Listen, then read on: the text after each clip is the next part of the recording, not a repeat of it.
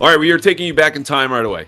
It is not Monday or Tuesday or Wednesday, whenever you get to listen to this, sometime after January 20th. It is Friday, January 17th, and due to some scheduling, audibling, I have Tayler Kyles in here from the past to talk to you about the future and why the Patriots may or may not be on a Commanders level track. And Tayler, as you and I just discussed off air, this could mean one of two things, given the Commanders are going to play tomorrow, Saturday.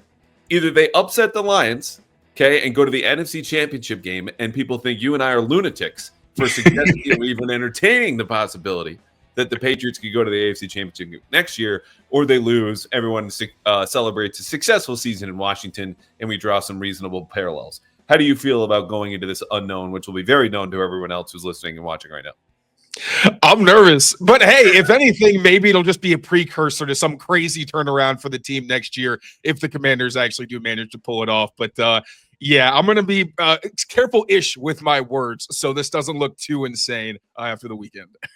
Well, you're a big Marvel guy, so I feel like it's okay to play with the space-time continuum here of all the guests that we've had here on Pass Interference. And, of course, people can find you, Pat's Daily, everywhere across CLNS Media, and should be if they're not already. What I want to ask you now, though, because another thing we just discussed off air is how slow things have gotten, I'd say, the last 72 hours. And that's okay. Like, Mike Vrabel got hired on Monday, just barely a week after Drake Maye got fired. Right now, it's been a whirlwind 11 days here in New England. And as things start to slow down, I think they're waiting to build the staff the right way and obviously figure out who might be interested and who can even talk, given some candidates are on playoff staffs. Taking all that in, digesting it, give me a vibes check. How are you feeling right now about the state of the franchise? I'm feeling pretty good. Like last year, the one thing that kind of got me off the edge was, okay, they got Drake Maye. So, off season wasn't great before that, but at least that gives you hope for the future. This year, now you got the quarterback and you have a serious head coach in Mike Vrabel, who ideally is going to bring a culture of discipline, of toughness, and obviously the credibility that he comes with having been a head coach before, having won 3 Super Bowls with the team, being in the Hall of Fame and all that. Now, obviously, not knowing who the coordinators are going to be and the rest of where this coaching staff is going to shake out, I can't say I'm too excited necessarily, but just knowing that they are in good hands at the 2 most important positions in the organization does give me some optimism after what was just got to be a very, very tough season to follow, especially towards the end there. Yeah, two in a row, 4-13, back-to-back, coming off an 8-9 where, you and I were both watching the Matt Patricia offense, as everyone was, going, what the hell is this? That offense scored points, man. It's something we've not seen a whole lot since, even if it made less sense than the structure of the past 2 offenses. But anyway, let's leave the past in the past. One thing I do want to note, because I might be the only Patriots podcaster, writer, reporter, whatever, not talking about that coaching staff and the lack of names. What I'll say is this from someone I talked to today, if we haven't heard any OC candidates and ensuing assistants, it's not only because Mike Vrabel's considering people still working right now in the playoffs, but I think what he would like to do is start at the top, find an offensive coordinator, then fill in down below. So I've thrown out, in case people missed this earlier this week or last week now, by the time they hear this, Tyler Hughes could stay on staff given his connection to Mike Vrabel. Jason Hotailing is currently an offensive assistant with the offensive line in Chicago. Before that with the Titans and Mike Vrabel, who loved his interview before he hired him in 2023. So, there are names here, and defensive guys could be holdovers. We'll see. They're being patient. That's the reason we're going to wait. But right now, we're going to hit fast forward. So the Commanders, whether they're out or not right now, I think is the highest end outcome for the Patriots in 2025. You're here, so I assume that means you agree it's even possible. Yes? Yes, I do. Okay, great.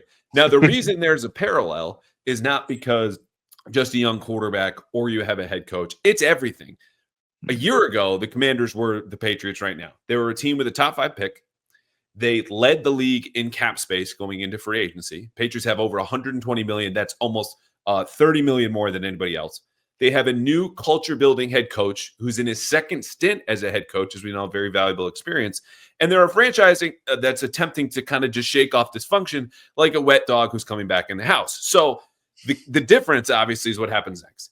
Do you build? Do you sign guys in free agents? Do you build through the draft? Washington's plan succeeded, 12-5 season, wild card berth, all of that. Patriots don't need to get 12 wins to succeed. But if they do, what are the odds right now, before they make any signings, before they make any draft picks, before they fill out this staff, that they get somewhere near this next season, in your opinion?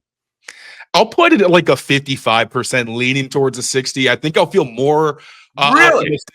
depending on who is on staff. And a lot of that is because, like I said, the most important spots are taken care of, right? You got Mike Vrabel, you got Drake Maye. There are certain things you assume they're going to have going into this season. Whereas with Gerard, we had no idea really. There was optimism and you wanted to see him succeed, but then as we saw, his lack of experience really hurt them. But now that the Patriots do have all of these resources, there are a ton of holes to address. And I know we'll get to that a little bit later, but the fact that they actually can do it, and now you have a quarterback head coach combo where when you're sitting down at the table in free agency, you actually have something to offer, something to, wet some palates maybe. Whereas last season you had a rookie head coach, a staff that was almost completely unproven, and you didn't even know who the quarterback was going to be. And a big thing, I think, a big reason the Commanders were able to reset was because they signed a ton of veterans. Like when you think about the people other than Jaden Daniels making plays for that team, it's a lot of older players. And with the Patriots defensively, injuries were a big part of that, right? They're a veteran defense, but a ton of those guys were banged up, didn't play, what have you.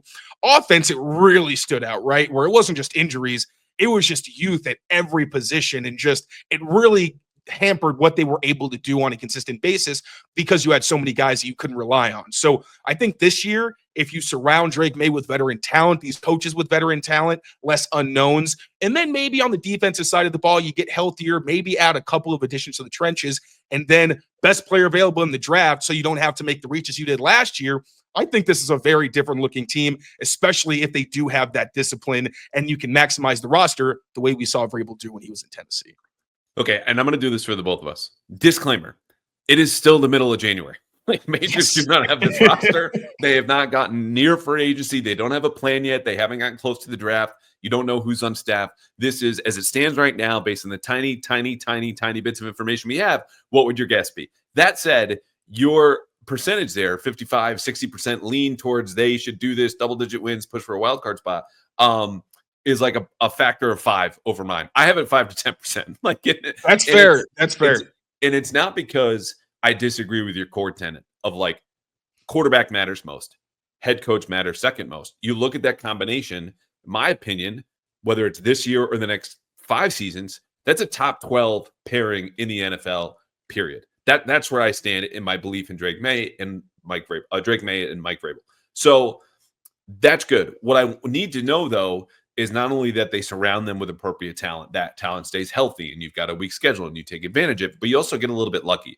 So I want to say again, I think an 8-9 win season next year, just being in the mix, hang in the mix, be at the bottom of the conversation, right in there, in a way they've not been, would be a successful season.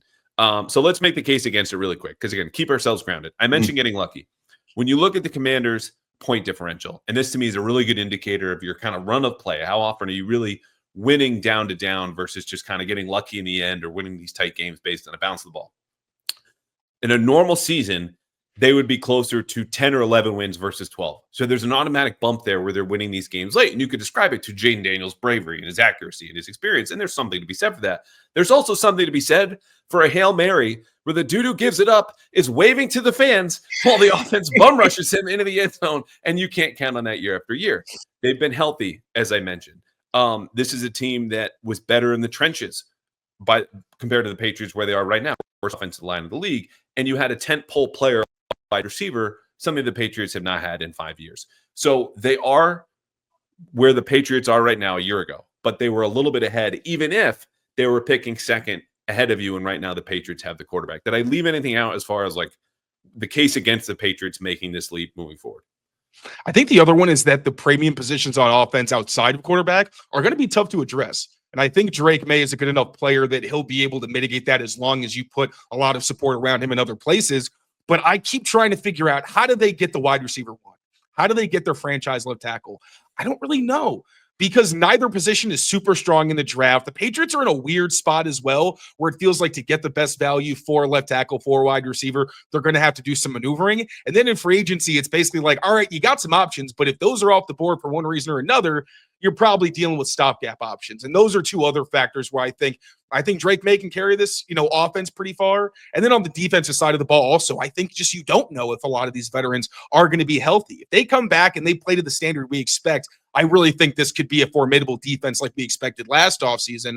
But we really don't know how the safeties are going to be. Christian Barmore's long-term health, Juwan Bentley even, and he's a guy whose contract's expiring. So there's definitely some reasons on both sides of the ball, I think, where you can for sure say, you know what, it would be a bit of a miracle if they were able to get past that threshold. Yeah, and they might have to replace, let's be honest, up to 4 offensive line starters in 2025. And the fifth guy, Mike Onwenu, you hope plays right guard, but might have to go to right tackle based on whomever else you do add or don't. And, I exclude David Andrews there, mostly out of a health reason, though he updated us this week that this week, meaning last week, by the time the folks get to this, he finally bench pressed on that bum shoulder that required surgery, which was leaning towards more experimental for a football player than like, oh, you'll be back in 8 weeks or 8 months, whatever it might be, had it been a more traditional injury. So you've got the offensive line. I would also add the defensive line. Like Jonathan Jones said on this podcast last episode, that's where he wants to dive in. They need to upgrade there. And not just from a high-end talent standpoint, where you're right, Christian Barmore's health is obviously paramount. Let's get that out of the way. The thing we all care about the most. But also, football-wise, a big question mark. He came back, then had to go home, and who knows what that looks like for him. So it's the high-end talent and the depth behind them, because none of the defensive linemen the Patriots rolled out after the first 6 plays in an opening drive, right, where you've got to just freshen those bodies.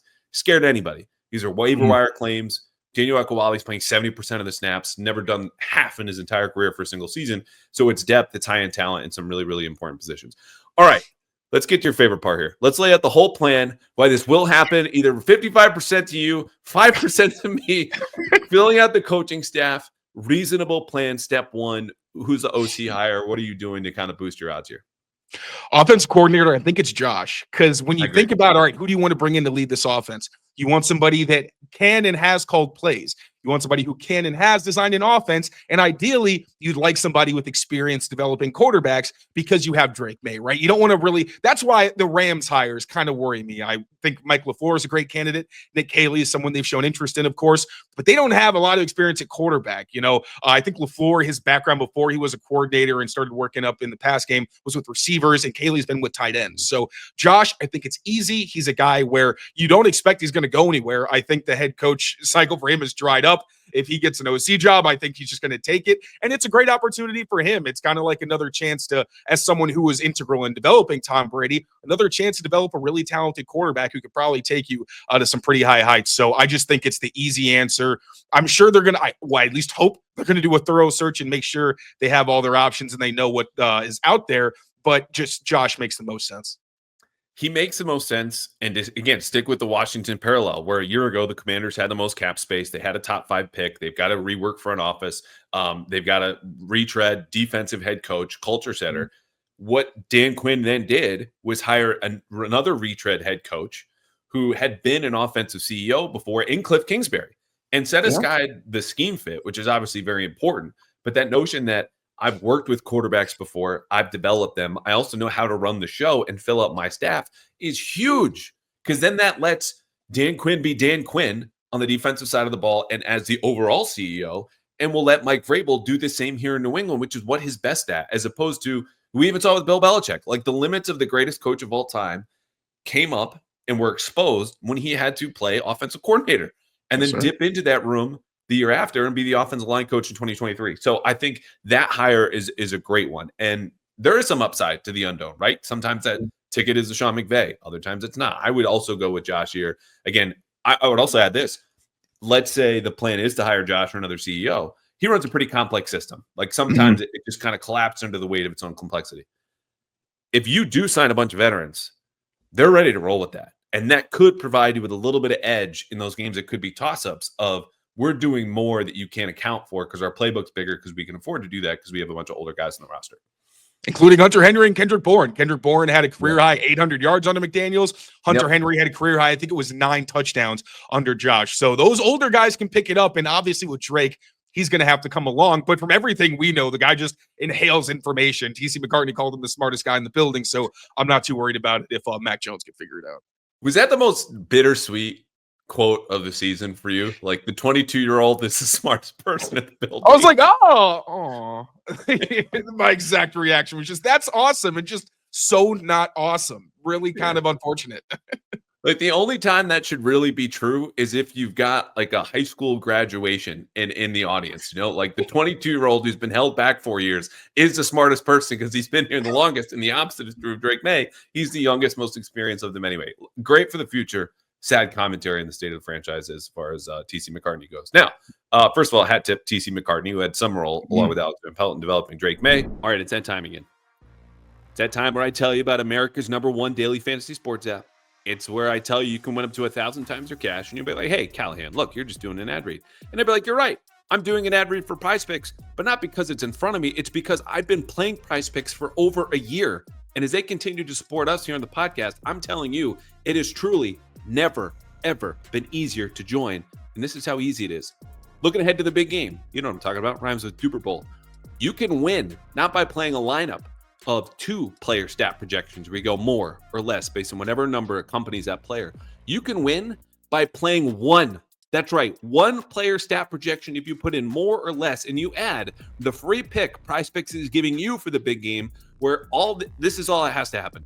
One of the starting quarterbacks has to throw for more than 1 yard. Boom, you win. That's it. That's how easy this is. A 2-player lineup where 1 is a gimme and 1 is you picking any player, any stat, anything that you want, and just go more or less at Prize Picks. You file that lineup in, boom, you're a winner. So when I tell you they're giving away millions of dollars in promo funds, when I tell you you can win up to 1,000 times your money on Prize Picks, and if you want to keep it small, you can do it just like that with the free pick of the big game plus whatever else you want. And this could be if you're in California or Texas or Georgia or Florida or Massachusetts like me. Again, I'm playing Prize Picks a lot, and not even on football. But for the big game, there's no better place to be than at Prize Picks. So sign up now, where you can use Venmo or MasterCard or whatever you want. And if you're brand new, you will get $50 instantly when you play your first $5 lineup. You don't even need to win to get the $50 bonus, 50. It's guaranteed. So sign up now with Prize Picks. Download the app, use code CLNS to get that $50 instantly after you play your first $5 lineup. Again, download the app today. Use code CLNS to get $50 instantly after you play your first $5 lineup. Prize Picks, run your game. We move on to free agency. Mike Vrabel said they had to become a destination. That's obviously true. Money talks the loudest. There is a millionaire's tax here. There is the consideration of just everything that's gone wrong the last 5 years starts to, overshadow what happened the 20 years before that. So what is your general plan of attack here? And if you want to get granular with names, go as long as you want.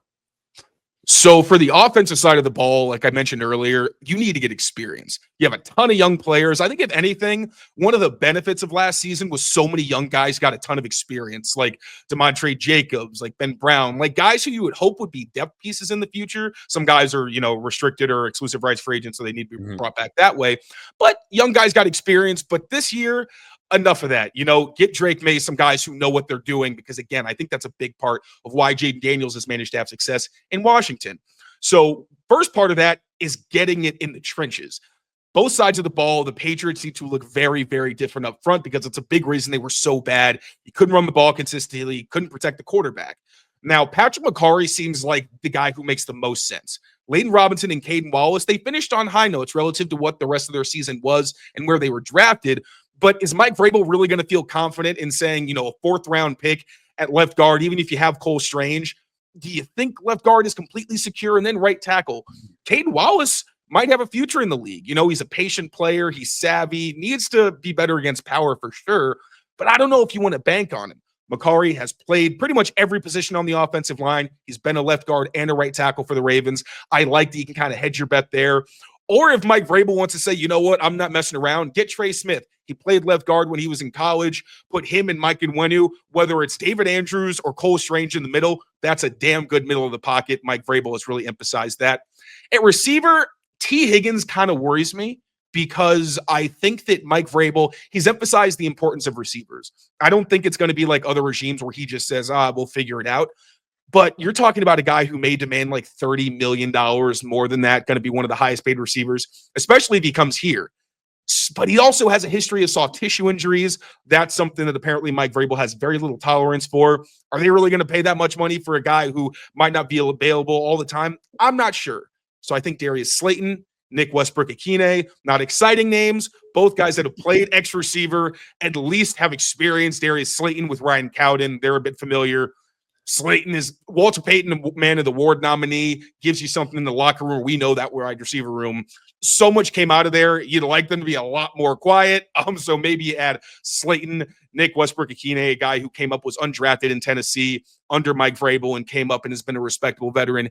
maybe you throw them in there. But I'm going to say right now, unless you get some guys in the draft, and I think they will, I don't think free agency is going to be really exciting for weapons, except for that Austin Hooper re-sign tweet. That's going to hit like crazy because it's probably going to be the best addition they got. And then real quick, defensive side, Milton Williams and Josh Sweat for the Eagles. I really, really like them. First of all, behind Christian Barmore and Devon Gottschall, Patriots have no depth at defensive tackle. And as many 5-down fronts as they run, I think that a guy like Milton Williams is really a starter for you, and especially a guy you're going to want in the rotation pretty heavily. Been one of the best pass rushers, period, in football in a contract year. And then Josh Sweat. You have no edge rush at all right now. It's Anthony Jennings and Keon White doing his absolute best. He's more of an interior rusher. So Josh Sweat, I think, is a good guy to kind of hold it down for a few seasons. Hopefully they draft somebody as well. And then I think really re-sign John Jones. He has the safety, the corner flexibility, more on an Adrian Phillips kind of plan where maybe he doesn't play a ton. He's more in the background. He plays when he needs to, let the young guys play and see what they've got there. But on the defense, really, I think you just need more young explosiveness. So maybe the middle to end of the draft there. Abdul Carter, please, please, please at number 4. That'd be fantastic and much needed for this defense. But trenches on both sides are the really big places where you got to upgrade. And then I just think in terms of receiving talent, get some guys who are just reliable. They don't need to be studs, but if you have a strong run game, you're protecting Drake Maye, at least he can get the ball and maximize those guys and then make it a huge priority in 2026 once some of these holes are filled. So my man saves up for a whole year and then takes his big bag of cash and goes back to dollar stores. That's what you're telling me. Hey, man, I'm not excited about it. If you like the trenches, I think you'll like this projection. But, I mean, it's just like we said. Trey Smith would be expensive. It's tough. It's tough. Okay. So, look, I like the broader theme that you brought there. Like, there are a lot of mid-level veterans, guys who are not going to break the bank, and it's not because they're inexpensive that makes them attractive. It's the fact that when you sign players to contracts like that, they're more likely to outperform those contracts and then provide you value. And the way you go, that was a great signing. The only way that T. Higgins at $30 million lives up to that contract is if you get the best of T. Higgins we've not seen yet. So you're betting on something happening that you've never seen before. That's just how it goes to the top of free agency, paying for future performance. Now, I would take a swing at T. Higgins because I think, and you could, Hunter Henry's had a lot of injuries, but he's an example of sometimes the soft tissue stuff. The Patriots' approach and philosophy has been, we're just going to run this out of you. We run a lot more than that. That seems to solve some of the soft tissue injuries. Bring him in here. Granted, the hamstring history is not great, and those can be very finicky injuries, but you need a receiver who's going to tilt the field, have some sort of gravity running through coverage. Now, if you don't like T. Higgins, fine. Chris Godwin, talk about reliable. Again, some injuries in there. People who love to do this about receivers, he run block so well. I'm like, okay, that's fine. Like, it just, if he didn't, that'd be all right with me. But he does everything really well. Plays inside, can play out. Trusted, experienced receiver. Had a little bit of experience covering Chris Godwin when he was in college at Penn State. Great dude, ultimate professional. So I'm looking there, top end. Ronnie Stanley is another name I'm looking at in free agency. And this is much because T. Higgins and Godwin and Ronnie Stanley are the best at their positions. They're the best at premium positions. And I think if you can solve, and plug the biggest holes in your roster, which dictate winning and losing every single Sunday in the season, then I can go to the draft and say, which we'll get to in a second, just give me the best player available. Because, yes, Abdul Carter, like you're saying, that's where I'm at right now, looking at number 4. Great player, premium position. But if he's not there, I don't feel like I need to reach in a way I think you would agree. Caden Wallace probably wasn't a third-round talent last year, especially given he only played right tackle. Right or wrong? I know. I would agree. I'd agree. And so Jalen Polk was a projected second-round pick. People seem to forget that as he goes to these historic lows. But stepping back from the, T. Higgins, Chris Godwin, Ronnie Stanley shopping, you go 1 out of 3, fine. I think that's a success. But that's where I start. Fill in with the mid-level veterans, and this brings me back to the Commanders. Austin Eckler, Bobby Wagner, Frankly Louvu, who is a 28-year-old linebacker, just came off of 99 tackles, 8 sacks in a pick. That's a mid-level veteran. Guys who come in, know what to do, where to be, they're professional, bring the system to life, the culture to life, and are not that expensive. Washington also, you talk about the trenches, Tyler Biadasz, experienced center. Patriots may or may not need a center. That's an example. Nick Allegretti, that was another guy from Kansas City, not so great, but good enough at left guard. Jamison Crowder even. Zach Ertz, who way outperformed expectations. Somehow, I didn't see it, but that's the point of these signings. If they bust, it's not a huge deal. If you hit, it's at worst a double. And that's what the Patriots need to build out their depth and to get more value out of a roster that's not giving you much in the way of value or anything the last couple of years. And something else I'd like to see them emphasize in this free agent class is guys from winning cultures. David Andrews mentioned that to us when he was cleaning out his locker. I think that started to become a theme. You started hearing players talk about just there's so many young guys who aren't used to winning and all that. Yeah, that's true. And I think we're like a year or two away from the Patriots not having anybody left who has won a championship as a player, who is currently still a player. So like the guys like T. Higgins, Patrick McCarry, and Ronnie Stanley, like the Eagles players I mentioned, get those guys who know what the standard is. They know how to come to work, and they know what it takes to be successful. Because if you keep bringing in, like the mid-level guys are important, but I think it matters when your starters are guys who are the ones who Mike Vrabel and Gerard Mayo both said, you want the players to be the ones who really establish the culture. The head coach, his job is really to say this is going to be tolerated and this will not. But the players are the ones who are leading by example. So I think that's another big part that they need to do this offseason. Yeah, and to the Commanders' credit, because again, this is the comparison here, the template, if you will.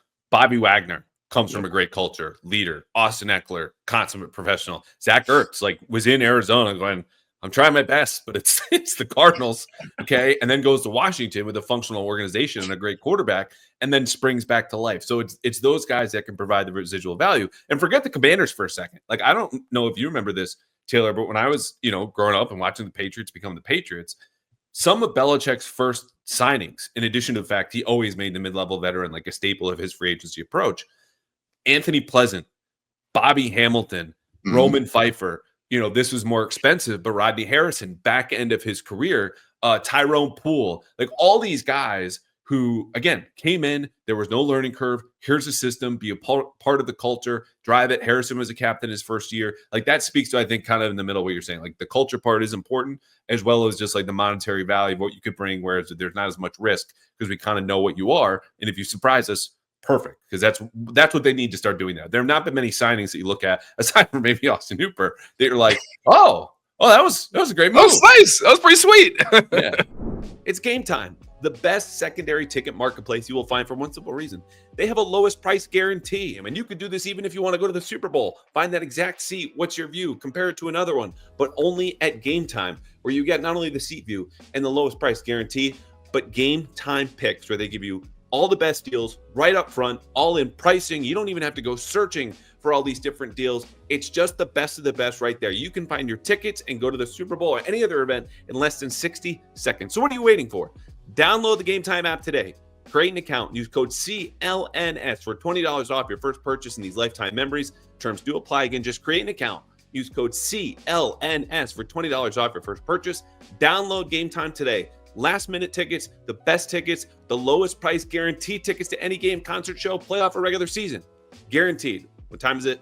Game time. All right, we both hit on the draft. Again, it's more than 4 months away. No one hold us to this, okay? No one's even writing in pencil. It's just like just writing with your finger in the air.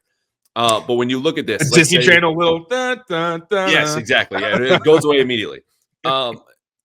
Positions of note. I have not taken a deep dive into this, so I don't want to commit to anything, but like general philosophy, I've said best player available as often as you can. Do you think that's the way that the Patriots should attack it? Because when you look at Washington, they did a little bit of both. It was obviously Jaden Daniels at the top, Brandon Coleman later on, but they had filled out most of the rosters, so they felt like they could get the best talent available. I think it should be best player available, but I don't like going one way, like one or the other, or fully one way or the other, because I think you get in very dangerous territory where you can get the best player available, and by your grading, that could be a kicker in the third round. Do I want the Patriots to take a kicker in the third round? Hell no. Do I want them to reach for a player that they need at a certain position? Obviously no, because that's basically been what's been screwing them the past few years.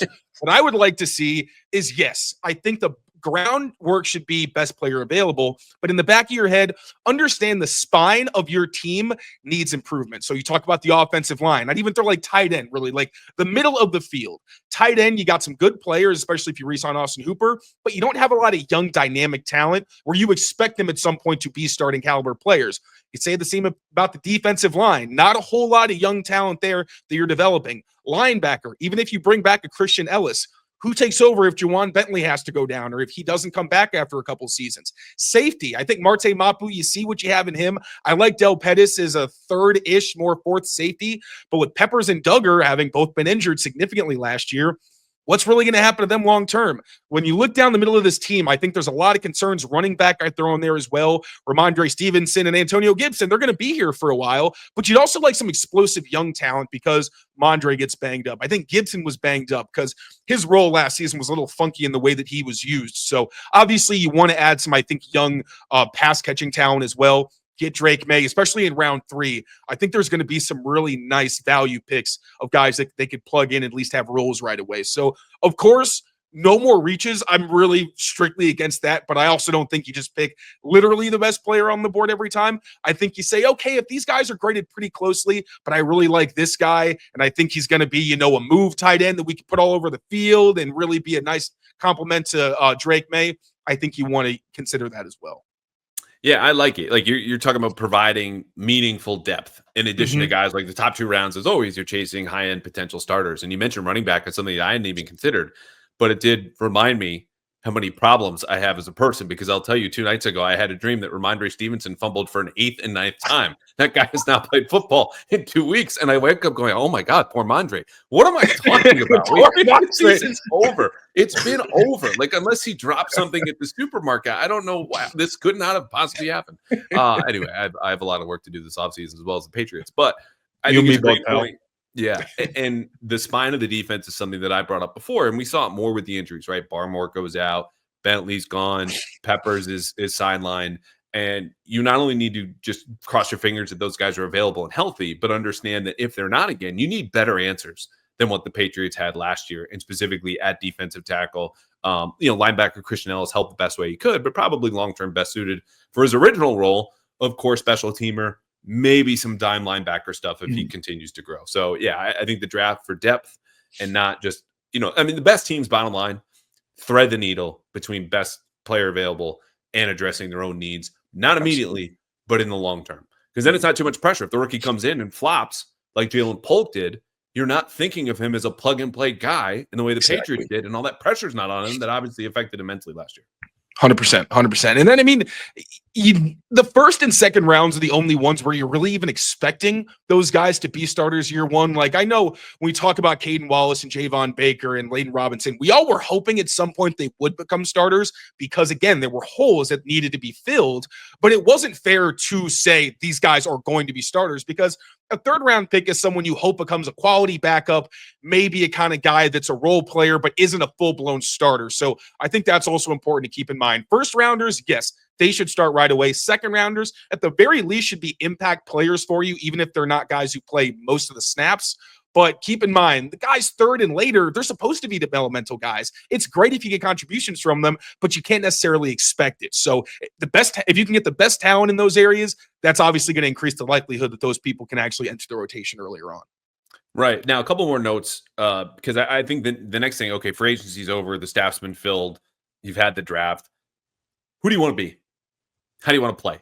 Like that, what is the framework within which you're filling this? And you could be a smart, tough, defendable football team, and that's great. But like, what are you doing on the field to fulfill that? And I think when you sign players like a Bobby Wagner, to bring this back to Washington, had experience with Dan Quinn from their time in Seattle. That's a guy who, again, brings part of that scheme to life.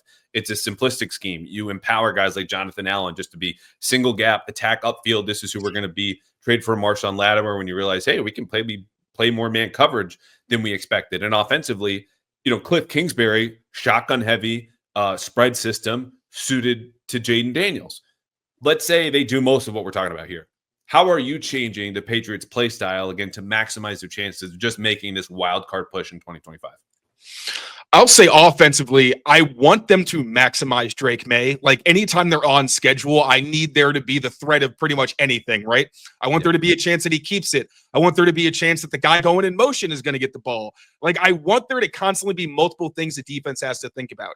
I think Alex Van Pelt did his best. I think there are a lot of limitations he has as a coordinator and as a play caller, but I also think really his main role is developing quarterbacks. He was great at that.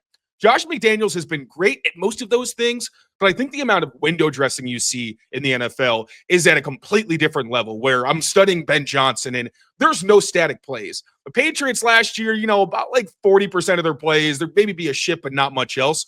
with the Lions, with all of these top offenses, the Ravens, like you don't really know who's got the ball because there's so much moving around where guys are going in different directions. Guys are in motion. And then obviously not really a threat with the Lions, but you look at like the Bills with Josh Allen, where their shotgun run game is terrifying. You literally have no idea what's going on because there's linemen pulling, there's skill players pulling, and there's a lot to process. So on top of the obvious things, secure the ball.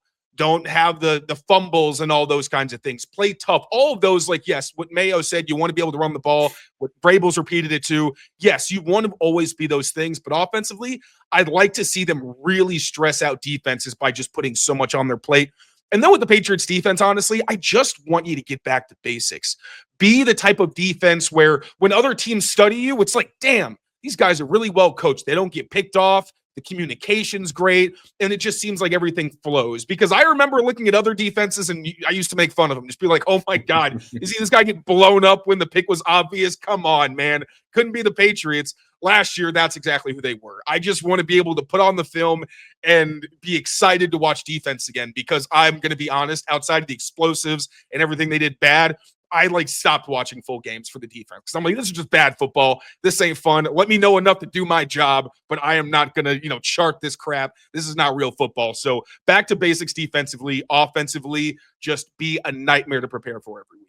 Yeah, I'm with you. And I think, again, it speaks to, the team building philosophy we're kind of hitting at. Like you have to build in the trenches if you want to play that simple style defensively, right? Reinforce that. It cannot be Devon Godchow and company. Even sometimes, even then, he's not up to be a lead actor, let's say, in that room or in that defense. Offensively, what that also speaks to is Drake Maye's apparent superpower of being his brain. Okay, it's great that he can scramble and run off, or he can do some boot stuff, and he can throw the ball 70 yards, from the far hash to the opposite sideline. But ultimately, if he's in the gun a little bit more, and I think can kind of dissect defenses or get some more hints in a way, while blending that with some, under center drop back play action game, that all feels very McDaniels-esque, and specifically with Brady, which is not to compare the two. It's just to say that when you've got a smart quarterback who's processing so quickly, like let him do that more often than not. Give him the tools to do so. Now, to your point about Alex Van Pelt, I think the limitations, I think the roster also limited a lot of what he wanted to do, right? Like he would have introduced more of that playbook. Told me week, 14, I said, hey, how much of your playbook's on film? Like, what are you not done? He's like 85%. That 15% is probably really freaking helpful considering it's probably the most complex in the playbook on third down. It's all the runs. He couldn't trust them sometimes to reach the second level on inside zone, and you're just like, why would I ask you to do these 400 level concepts if we just can't get our ABCs down? And so the way you do that with a largely same roster, again, is to bring in more veterans who are experienced.